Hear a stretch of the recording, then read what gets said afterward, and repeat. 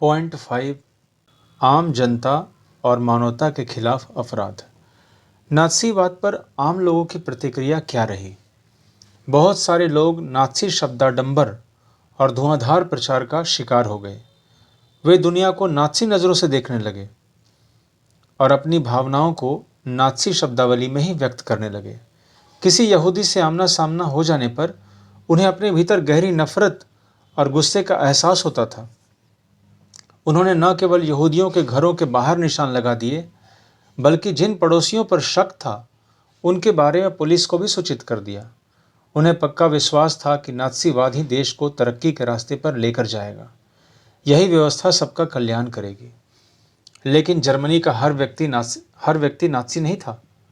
बहुत सारे लोगों ने पुलिस दमन और मौत की आशंका के बावजूद नात्सीवाद का जमकर विरोध किया। लेकिन जर्मन आबादी का एक बहुत बड़ा हिस्सा इस पूरे घटनाक्रम का मूक दर्शक और उदासीन साक्षी बना हुआ था। लोग कोई विरोधी कदम उठाने, अपना मतभेद व्यक्त करने, नात्सीवाद का विरोध करने से डरते थे। वे अपने दिल की बात कहने के बजाय आंख फेर कर चल देना ज़्यादा बेहतर मानते थे। पादरी निम्योलर ने नात्सियों का लगातार विरोध किया। उन्होंने पाया कि नात्सी साम्राज्य में लोगों पर जिस तरह के निर्मम और संगठित जुल्म किए जा रहे हैं, उनका जर्मनी की आम जनता विरोध नहीं कर पाती थी। जनता एक अजीब सी खामोशी में डूबी हुई थी। गेस्तापो की दहशतनाक कार्यशैली और कुकृत्यों पर निशाना साधते हुए इस खामोशी के बारे में उन्होंने बड़ी मर्मस्पर्शी ढंग से लिखा है। पहले वे कम्युनिस्टों को ढूंढते आए, मैं कम्युनिस्ट नहीं था, इसलिए मैंने कुछ नहीं कहा। फिर वे सोशल डेमोक्रेट्स को ढूंढते आए, मैं सोशल डेमोक्रेट नहीं था, इसलिए चुप रहा। इसके बाद वे ट्रेड यूनियन वालों को ढूंढते आए, पर मैं ट्रेड यूनियन में नहीं था। और फिर वे यहूदियों को ढूंढते आए, लेकिन मैं यहूदी नहीं था, इसलिए मैंने कुछ नहीं किया। फिर अंत में जब वह मेरे लिए आए तो वहाँ कोई नहीं बचा था जो मेरे साथ खड़ा हो सके। नात्सी जर्मनी में यहूदी क्या महसूस करते थे, यह एक बिल्कुल अलग कहानी है। शार्लट बेराट ने अपनी डायरी में लोगों के सपनों को चोरी छिपे दर्ज किया था। बाद में उन्होंने अपनी इस डायरी को पुस्तक के रूप में प्रकाशित किया। पढ़ने वालों को झकझोर कर रख देने वाली इस किताब का नाम है third Raika of dreams. Charlotte ने इस किताब में बताया है कि एक समय के बाद किस तरह खुद यहूदी भी अपने बारे में नात्सियों द्वारा फैलाई जा रही रूढ़ी छवियों पर यकीन करने लगे थे। अपने सपनों में उन्हें भी अपने नाक आगे से मुड़ी हुई, बाल व आंखें काली और यहूदियों जैसी शक्ल सूरत व चाल ढाल दिखने लगी थी। नात्सी प्रेस में यहूदियों की जो छवियां और तस्वीरें छपती थी, वे दिन रात यहूदियों का पीछा कर रही थी। ये छवियां सपनों में भी उनका पीछा नहीं छोड़ती थी। बहुत सारे यहूदी गैस चैम्बर में पहुंचने से पहले ही दम तोड़ गए। महाध्वंस, होलोकास्ट के बारे में जानकारियां।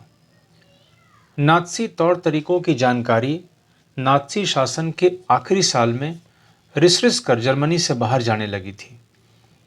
लेकिन वहाँ कितना भीषण रक्तपात और बर्बर दमन हुआ था, इसका असली अंदाजा तो दुनिया को युद्ध खत्म होने और जर्मनी के हार जाने के बाद ही लग पाया।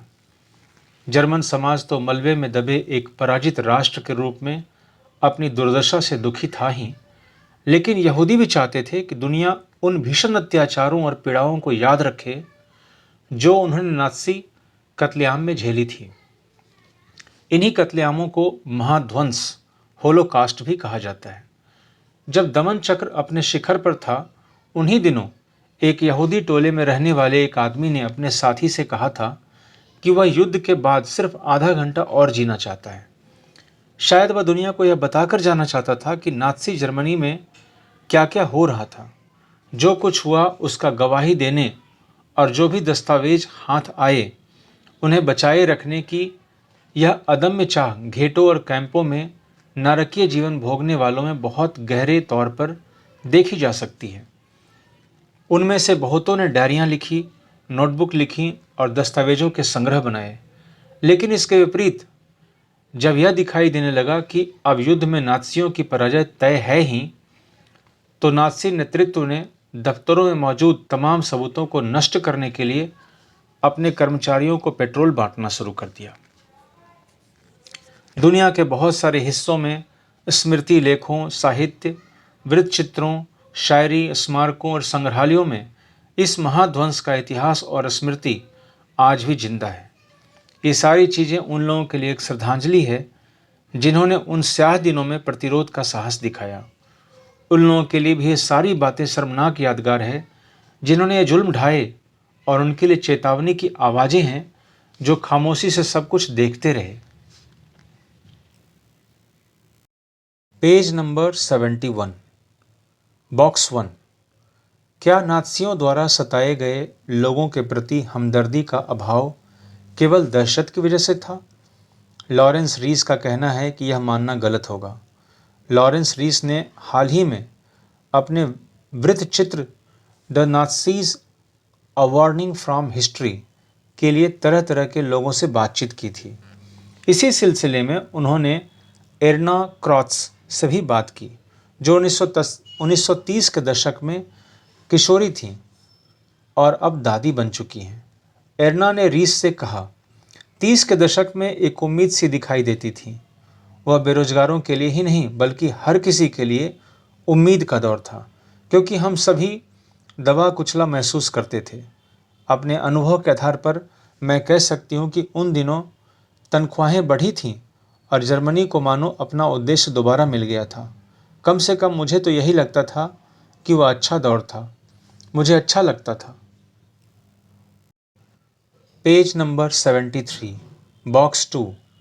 गांधी जी ने हिटलर को लिखा।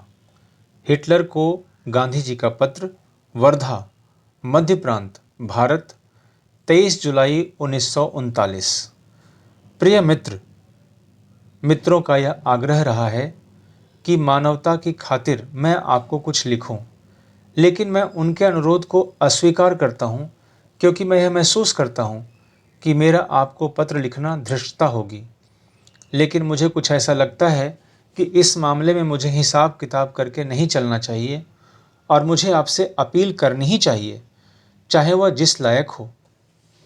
यह बात बिल्कुल स्पष्ट है कि आज संसार में आप ही एक ऐसे व्यक्ति हैं जो उस युद्ध को रोक सकते हैं जो मानव जाति को बर्बर अवस्था में पहुंचा सकता है। क्या आपको किसी उद्देश्य के लिए इतना बड़ा मूल्य चुकाना चाहिए, फिर चाहे वह उद्देश्य आपकी दृष्टि में कितना ही महान क्यों न हो? क्या आप एक ऐसे व्यक्ति की अपील पर ध्यान देंगे जिसने सोच विचार कर युद्ध के तरीके का त्याग कर दिया है और इसमें उसे काफ़ी सफलता भी मिली है? जो भी हो, मैं मान लेता हूँ कि यदि मैंने आपको पत्र लिखकर कोई भूल की है तो उसके लिए आप मुझे क्षमा कर देंगे। मैं हूँ आपका सच्चा मित्र, मोहनदास करमचंद गांधी। हिटलर को गांधी जी का पत्र, वर्धा, 24 दिसंबर 1940। हमें अहिंसा के रूप में एक ऐसी शक्ति प्राप्त हो गई है जिसे यदि संगठित कर लिया जाए तो वह संसार भर की सभी प्रबलतम हिंसात्मक शक्तियों के गठजोड़ का मुकाबला कर सकती है। जैसा कि मैंने कहा, अहिंसात्मक तरीके में पराजय नाम की कोई चीज़ है ही नहीं। यह तरीका तो बिना मारे या चोट पहुंचाए करने या मरने का तरीका है। इसका इस्तेमाल करने में धन की लगभग कोई ज़रूरत नहीं और उस विनाश शास्त्र की तो नहीं ही जिसे आपने पूर्णता के चरम बिंदु पर पहुंचा दिया है। मुझे यह देखकर आश्चर्य होता है कि आप यह भी नहीं देख पाते कि विनाशकारी यंत्रों पर किसी का एकाधिकार नहीं है। अगर ब्रिटिश लोग नहीं तो कोई और देश निश्चय ही आपके तरीकों से ज़्यादा बेहतर तरीका ईजाद कर लेगा और आपके ही तरीकों से आपको नीचा दिखाएगा। आप अपने देशवासियों के लिए कोई ऐसी विरासत नहीं छोड़ रहे हैं जिस पर उन्हें गर्व होगा।